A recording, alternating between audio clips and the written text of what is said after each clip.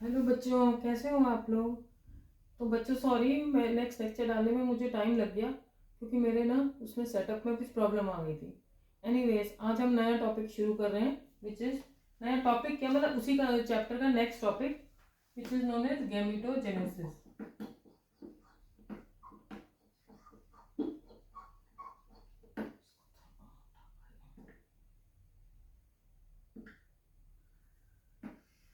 Gametogenesis का मतलब क्या हो, जेनेसिस मतलब बनना और गैमीट का बनना इज गैमेटोजेनेसिस। आप लोग जानते हो कि गैमीट दो तरह के होते हैं, स्पर्म्स होते हैं मेल में और ओवा होते हैं फीमेल में। अकॉर्डिंगली स्पर्म्स के बनने को स्पर्मेटोजेनेसिस कहेंगे और ओवा के बनने को oogenesis। तो दोनों को हम वन बाय वन पढ़ेंगे। सबसे पहले पढ़ते हैं स्पर्मेटोजेनेसिस, स्पर्म का बनना। ये शुरू होता है एट प्यूबर्टी और फिर ये लाइफ लॉन्ग चलता है। अनलाइक फीमेल्स के जो oogenesis होता है वो रुक जाता है एट मेनोपॉज। ये प्यूबर्टी पे क्यों शुरू होता है ये मैं बाद में बताऊंगी। तो किससे शुरू होगा, मैंने बताया था आप लोगों को जब मेल रिप्रोडक्टिव पढ़ रहे थे सिस्टम की, टेस्टिस के अंदर जर्म सेल होते हैं जिनको कहते हैं स्पर्मेटोगोनिया। ठीक है, अब क्योंकि ये जर्म सेल है तो ये डिप्लॉयड है 2n, यानी कि 46 क्रोमोसोम है। अब ये माइटोसिस होगा, इसमें माइटोसिस से एक तो ये इसका खुद का भी नंबर बढ़ेगा और ये बनाएगा प्राइमरी स्पर्मेटोसाइट।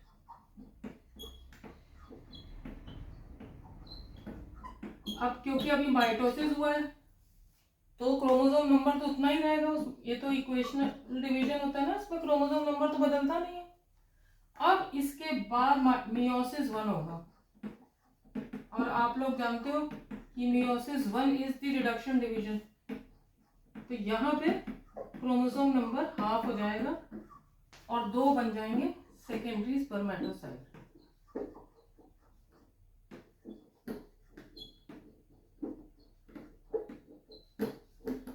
एक ये और एक ये।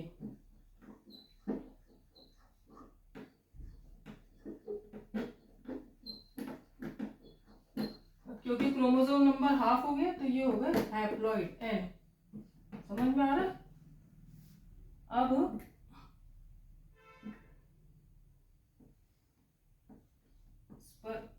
सेकेंडरी स्पर्मेटोसाइट का क्या होगा, सेकेंडरी स्पर्मेटोसाइट अगेन दोनों मियोसिस 1 में जाएंगे, मियोसिस 2 में जाएंगे, मियोसिस 2, मियोसिस 2, ये भी मियोसिस 2 एंड मियोसिस 2 और इनसे बनेंगे स्पर्मेटिड, स्पर्मेटिड, स्पर्मेटिड। और आप लोगों को मालूम है कि सेकेंड मियोसिस में फर्दर कोई क्रोमोसोम नंबर लेस नहीं होता, इसलिए ये भी हैप्लॉइड ही होंगे। N n spermatid n spermatid N.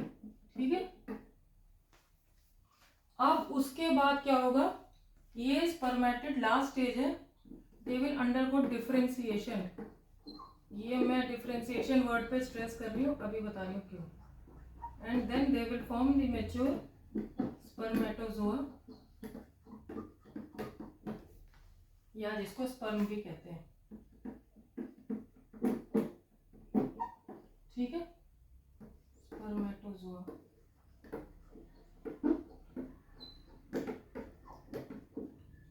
Again ये भी एन है, haploid sperm, mature sperm n sperm. पहली बात तो ये कि मैंने ये डिफरेंशिएशन पे स्ट्रेस इसलिए किया इस पे, क्योंकि ये आप देख रहे हैं after both meiosis 1 and meiosis 2 ये डिफरेंशिएशन हुआ है लास्ट स्टेज में, जबकि oogenesis में सबसे पहले स्टेज पे डिफ्रेंसिएशन हो जाता है। तो ये क्वेश्चन आ जाता है नीट में कि मियोसिस के बाद डिफ्रेंसिएशन किस में होता है, इट इज इन स्पर्मेटोजेनेसिस, ठीक है, जबकि सबसे पहले कब होता है, इट इज इन oogenesis, ठीक है। और ये जो लास्ट स्टेज है स्पर्मेटिड से स्पर्मेटोजोआ बनने की, इसको हम कहते हैं स्पर्मियोजेनेसिस, स्पर्मियोजेनेसिस, ठीक है। तो स्पर्मियोजेनेसिस अगर आप समझो, this is a part of the spermatogenesis, क्योंकि आप देखो ये पूरा ही स्पर्मेटोजेनेसिस है ना, ये right from spermatogonia to sperm पूरा ही स्पर्मेटोजेनेसिस है, उसका एक पार्ट है स्पर्मियोजेनेसिस। समझ में आ गया। अब इसी को हम लोग डायग्रामेटिकली समझते हैं।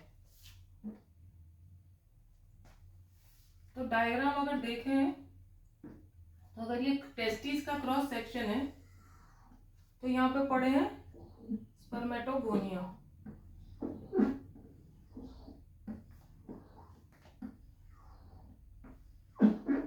ये है spermatogonia,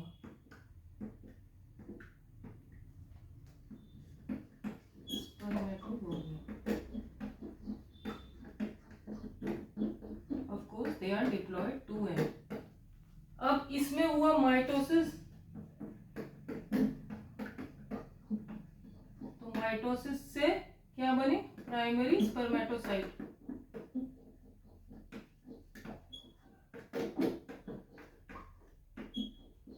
which is again diploid.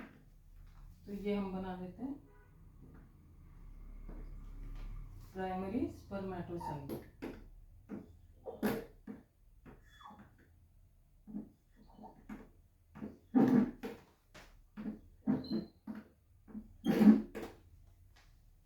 अब आगे ये प्राइमरी स्पर्मेटोसाइट थ्रू मियोसिस 1 बदलेंगे सेकेंडरी स्पर्मेटोसाइट में, and meiosis 1 is reduction division, तो ये हो जाएंगे हैप्लॉइड 10, ठीक है। तो हम बना लेते हैं सेकेंडरी स्पर्मेटोसाइट, ये बन रहे हैं सेकेंडरी स्पर्मेटोसाइट,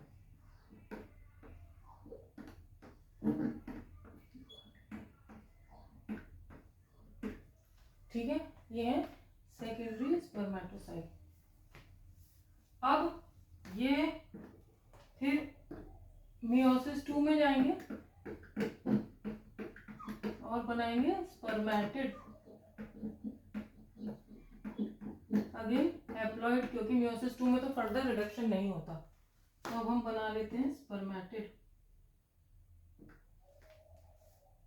लेकिन उससे पहले एक चीज बता दूं आप लोगों को कि ये जो वो होता है स्पर्म्स वगैरह, ये मतलब ये जो स्पर्मेटोगोनिया वगैरह होते हैं, इसके अलावा टेस्टिस में एक और सेल बताया गया था, कौन सा सेल था वो, सर्टोली सेल, जो कि न्यूट्रिशन प्रोवाइड करता है ग्रोइंग स्पर्म्स को। So this is Sertoli cell. तो ये जब बनते हैं स्पर्मेटिड तो क्या होता है कि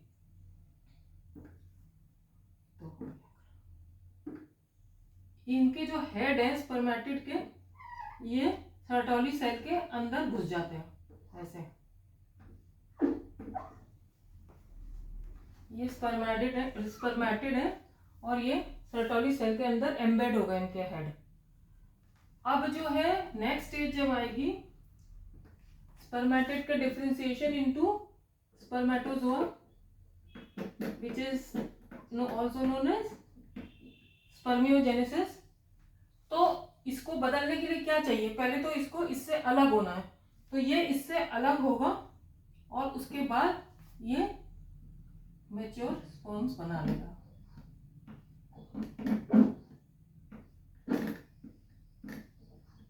तो ये जो प्रोसेस है इसका अलग होना, ये इसमें से अलग होना, this is known as spermiation, spermiation, ठीक है।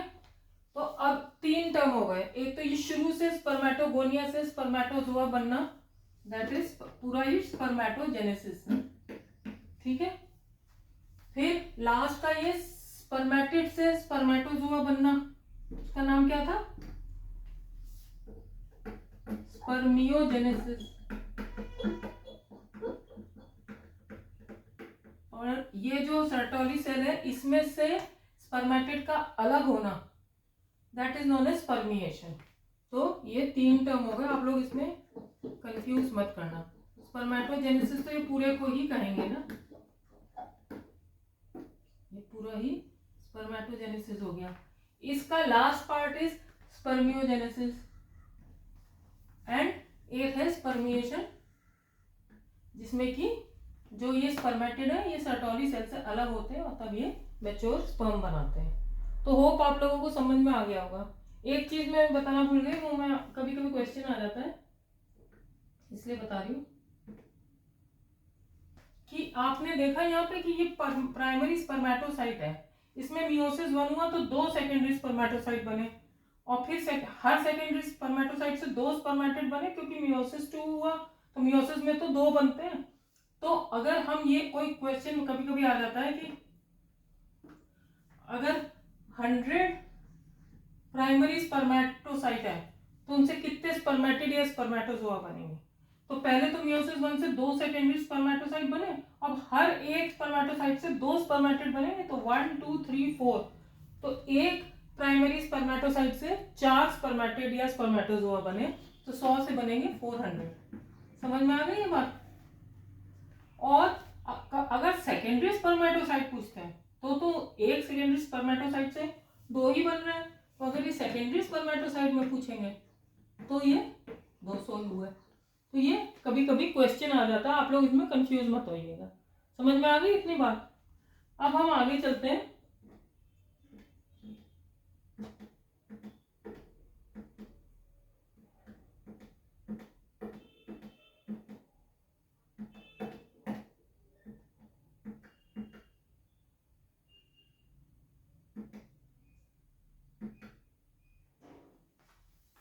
मैंने आप लोगों को बताया था कि स्पर्मेटोजेनेसिस प्यूबर्टी पे होती है।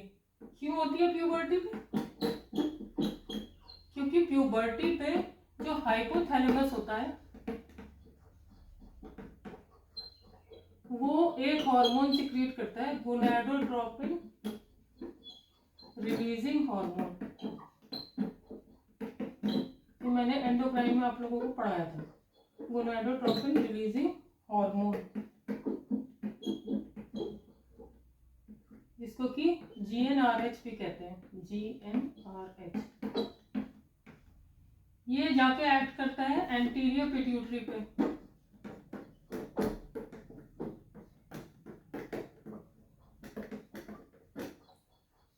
और एंटीरियर पिट्यूटरी से ये 2 हार्मोन रिलीज कराता है, एक LH एक FSH। ये सब हम पढ़ चुके हैं एंडोक्राइन में।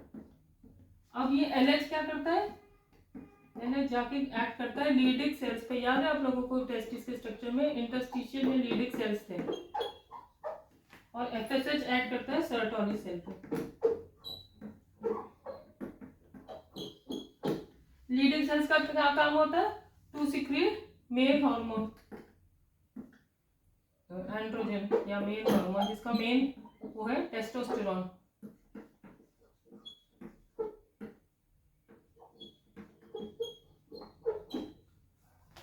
तो जब ये एंड्रोजन सिक्रीट होगा, ये तभी स्पर्मेटोजेनेसिस शुरू होगी। और ये कब सिक्रीट होगा, जब प्यूबर्टी पे ये GnRH रिलीज होगा, तभी तो ये LH होगा, LH से लीडिक सेल और एंड्रोजन। इसी तरह से सर्टोली सेल्स क्योंकि न्यूट्रिशन प्रोवाइड करते हैं इसको, स्पर्म्स को, तो ये इसके मैच्योरेशन में हेल्प करते हैं। और ये कब एक्टिवेट होंगे, अगेन जब ये FSH बनेगा, है ना। तो इस वजह से प्यूबर्टी पे ही स्पर्मेटोजेनेसिस शुरू होती है और फिर ये लाइफ लॉन्ग चलता रहता है। तो इसलिए मेल्स में स्पर्मेटोजेनेसिस लाइफ लॉन्ग चलती है। इतनी बात समझ में आ गई। अब हम लोग चलते हैं स्पर्म के स्ट्रक्चर पे।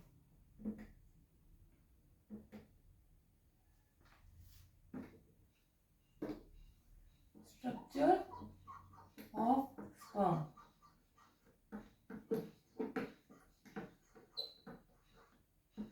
इसके बेसिकली 4 पार्ट होते हैं, एक हेड, फिर एक नेक, फिर एक मिडिल पीस और फिर एक टेल।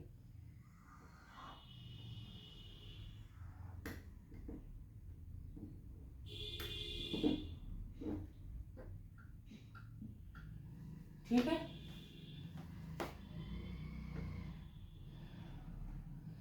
ये हो गया हेड, ये हो गया नेक,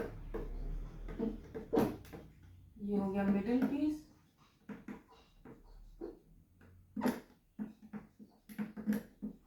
ये हो गई टेल। अब ये पूरा का पूरा स्पर्म जो है वो प्लाज्मा मेम्ब्रेन से कवर्ड होता है, क्योंकि ये भी तो एक सेल ही है, तो ये ऐसे ये पूरा प्लाज्मा मेम्ब्रेन से कवर्ड है।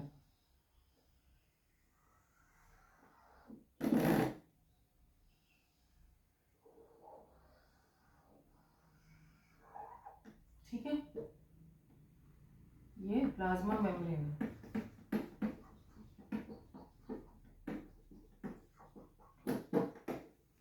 अब इसमें ऊपर यहाँ पे ये एक कैप लगी होती है इसके सिर पे, हेड पे,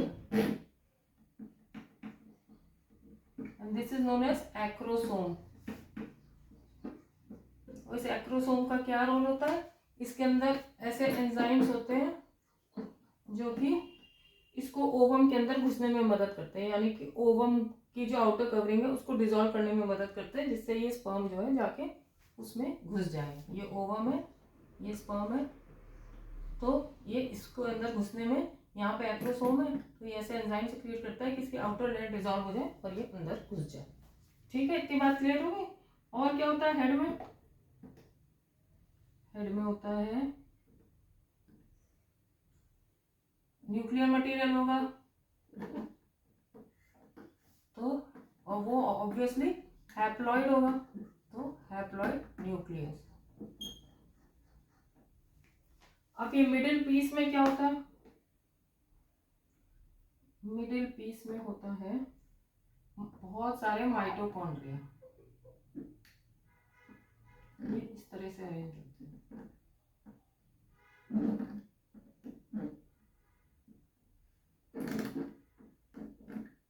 ये माइटोकॉन्ड्रिया, माइटोकॉन्ड्रिया सेल में क्या काम करते हैं? They are the power house of cell. अब इस सेल को, स्पर्म को बहुत एनर्जी चाहिए, क्योंकि इसको तो कंटिन्यूअस मूवमेंट करना है, मूवमेंट करके ही ये जा सकेगा फीमेल के इसमें यूट्रस में और फिर फैलोपियन ट्यूब में और ओवम को फर्टिलाइज कर पाएगा।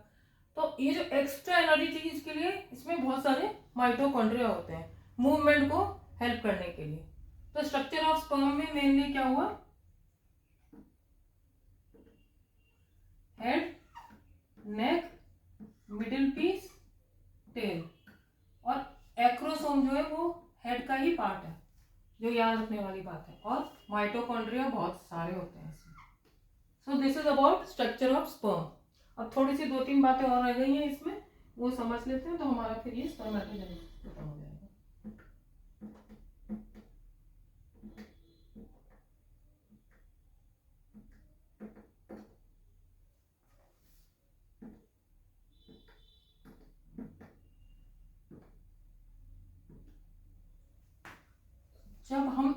जब एक इजैकुलेशन होता है, सिंगल इजैकुलेशन,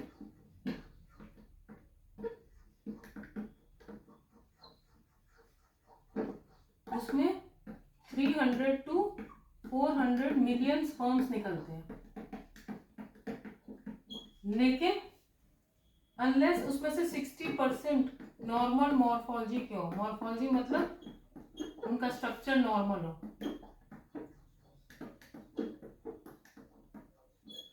और 40% जो है अच्छी मोटिलिटी रखते हो, विगरस मोटिलिटी, खूब तेज तेज दौड़ते हो,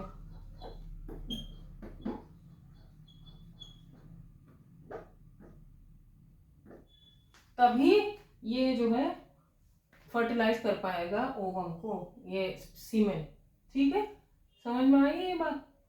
और जो हम लोगों ने जब स्ट्रक्चर पढ़ा था मेल रिप्रोडक्टिव स्ट्रक्चर, तो उसमें देखा था कुछ एसेसरी डक्ट्स थे, वो कौन कौन से थे? वास डिफरेंस और एपिडिडमिस, इसके साथ ही कुछ ग्लैंड्स थे जैसे कि प्रोस्टेट,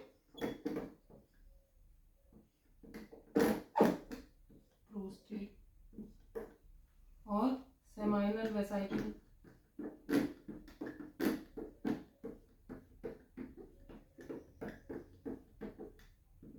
ये सब भी हेल्प करते हैं ये स्पर्म के मैच्योरेशन में, और उसको एंजाइम्स और हार्मोन देते हैं जिससे कि इसकी मोटिलिटी और मॉर्फोलॉजी मेंटेन रहे। और इसके अलावा आप लोगों को मैंने बताया था सीमेन होता क्या है। Semen is seminal plasma plus sperms.